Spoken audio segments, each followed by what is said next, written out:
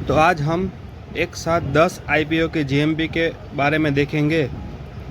तो आप कमेंट में बताना आपने किस आईपीओ में अप्लाई किया है। सबसे पहले देखें तो 3M papers boards limited IPO. इस कंपनी के जीएमपी के बारे में देखें तो पहले जहाँ ये 57% पे ट्रेड कर रहा था, वहाँ से थोड़ा कम हुआ था, 49 तक आ गया था, फिर वापस 57 तक पहुँच गया था और अलॉटमेंट आया तब से थोड़ी गिरावट देखने को मिल रही है, यानी 52 से लेके अभी 49 तक चल रहा है। लेकिन इसमें कुछ ऐसा टेंशन लेने की बात नहीं है क्योंकि कंपनी बढ़िया है वैसे। और एसएमई आईपीओ में जब हम अप्लाई करते हैं तो लिस्टिंग गेन लेके तुरंत निकल ही जाना चाहिए, क्योंकि ज़्यादातर लॉन्ग समय तक रखने का कुछ फ़ायदा नहीं है। और प्री मार्केट में बेचो तो उससे बढ़िया तो कुछ नहीं है, तो वो हमें वो देख लेना चाहिए। फिर दूसरा है प्रिजर विजटेक आईपीओ लिमिटेड। इस कंपनी के जीएमपी के बारे में देखें तो पहले ये 100% तक पहुंच गई थी और अलॉटमेंट आया उसके बाद से थोड़ी 120% तक हो गया, यानी इसमें भी हमको 90% तो मिल ही जाएगा। ये कंपनी बढ़िया है, लिस्टिंग गेन लेके हमको निकलना है। फिर है सती पॉलीप्लास्ट आईपीओ लिमिटेड। इस कंपनी के जीएमपी के बारे में हम देखें तो पहले इसमें डिमांड बहुत बढ़िया देखने को मिल रही थी, यानी 90% तक तो पहुंच गया था। अब उसके बाद 103 हुआ और 107% तक हो गया है, यानी इसमें भी हमको 90% की वो कैपिंग आ गई है, इसलिए 90% तो मिल ही जाएगा।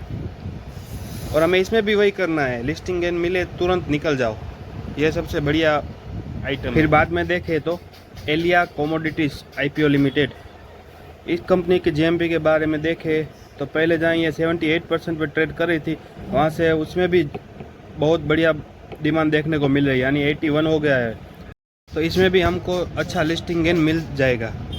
फिर बाद में टुनवाल ई मोटर्स लिमिटेड। इस कंपनी के जीएमपी के बारे में देखें तो इसमें पहले 16% तक चालू हुआ था और बाद में बहुत गिरावट आई है, यानी 8% तक हो गया और आज भी 8% से ज़्यादा नहीं हुआ है। इसलिए पहले ही मैंने कहा था कि ऐसी कंपनी से हमको दूर रहना चाहिए, क्योंकि ये हमारा मुनाफा तो ठीक है लेकिन वो लॉस भी करवा सकती है। आगे चल के देखते हैं इसमें क्या होता है। फिर बात की कंपनी के बारे में देखें तो मैकऑप्स टेक्नोलॉजी लिमिटेड आईपीओ। तो इस कंपनी के जीएमपी के बारे में देखें तो पहले ये 20% पर ट्रेड कर रहा था, उसमें से थोड़ी गिरावट आई थी, फिर बाद में अभी वापस थोड़ा डिमांड आने को देखने को मिल रही है, तो उसमें अभी तक 33% तक पहुंचा हुआ है। ये भी ऐसे मीडियम ही कंपनी लग रही है, तो इसमें भी हमको जितना लिस्टिंग गेन मिले वो उस हिसाब से डायरेक्ट निकल ही जाना चाहिए। फिर बाद में है कटारिया इंडस्ट्रीज़ आईपीओ लिमिटेड।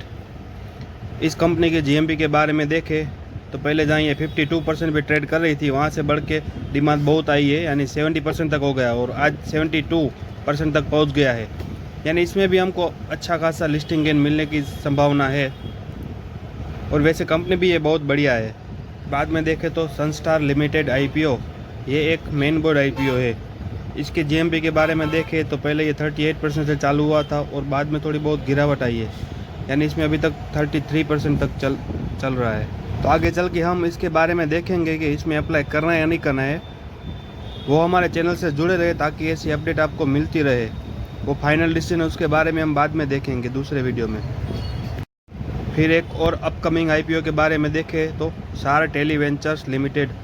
इस कंपनी के जीएमपी देखें तो ठीक ठाक नज़र आ रही है, 4% से चालू हुआ है और अभी तक 12% तक पहुंची हुई है, यानी वो कल के बारे में हम अलग से देखेंगे कि इसमें क्या करना है आगे चल के। फिर आगे देखें तो RNFI सर्विसेज लिमिटेड। इस कंपनी के जीएमपी के बारे में देखें तो ये 38% से चालू हुआ है और अभी तक 48 तक पहुंच गया है, यानी इसमें डिमांड काफ़ी देखने को मिल रही है। अभी तो चालू ही नहीं हुआ है, कल से ओपन होगा, लेकिन फिर भी 50% तक पहुंच गया है, यानी ये कंपनी में कुछ दम दिख रहा है। फिर भी हम आगे चल के इसमें देखेंगे कि आगे करना क्या है, अप्लाई करना है या नहीं करना है। तो ऐसी जानकारी कि हमारे चैनल को सब्सक्राइब कर दे ताकि ऐसे आपको इन्फॉर्मेशन मिलती रहे। अभी तक आपने हमारे चैनल को सब्सक्राइब नहीं किया है तो सब्सक्राइब कर ले ताकि ऐसी इन्फॉर्मेशन हमेशा आपको मिलती रहे। और अगर आपका डीमेट अकाउंट नहीं है तो आप एंजल वन में फ्री में अपना डीमेट अकाउंट बना सकते हैं, उसकी लिंक मैं नीचे डिस्क्रिप्शन में दे दूंगा।